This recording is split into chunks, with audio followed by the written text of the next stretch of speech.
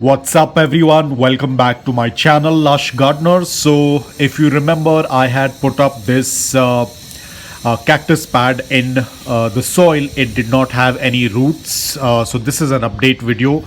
It's been a really long time. I'm not very sure when did I put it into the soil, but I'll check the previous video and I'll put up the date on the screen when it was put in the soil. And today, the present day, I'm going to take it out from the soil to check if the roots have appeared or not. Now, since day one, that is from the time that I had put it into the soil till now, I haven't watered it. So if the roots are present, I will be going ahead and watering it, because you can see the pad is turned very, very thin. It looks like it has soaked up all that water that was present in the pad. So let me take it out.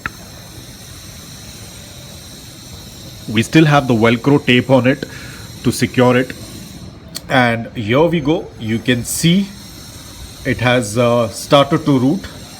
It is such a big relief, because now I can go ahead and do a watering, and you can see how the pad looks like it's turning into a skeleton, because it's soaking up all the water that is present in it. Even last time it was not very plump, but now it has become even more thin than what it was earlier. And these are all the roots. I will put up the comparison on the right hand side. You can see how it looks, and on your left hand side, that's when I had got the fresh cutting. You can see major difference. So I'm going to put it back into the soil. So I've put it back into the soil. The roots are beneath the soil, so I'm going to do a quick watering. So I've kept a tray beneath so that the water does not spill onto the floor, and we're going to water it. So we are done with the watering. We have watered it until the water passed through the drain hole, so which means that this complete soil is wet. We're going to keep it aside. Of course, it is being kept in indirect bright light with a good amount of intensity. I'm not offering any direct sunlight as of now, because offering of direct sunlight at this point, it will dehydrate the cactus pad to quite an extent at a very faster rate.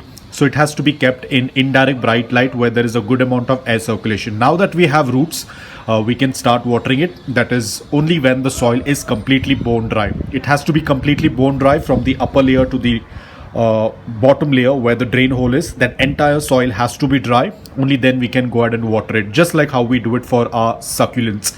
So let's see how it does. Of course, in future, probably it will start putting out pups on the sides, because that's how they tend to grow, similar to the bunny ear cactus. They are quite similar, but yet little bit different. So we will see how it tends to work, and we will keep a watch on it. So that's about it, guys. I hope that you liked this video. If you did, please hit the like button, and if you're new to my channel, please consider subscribing to it. Until then, take care, stay safe, and keep planting.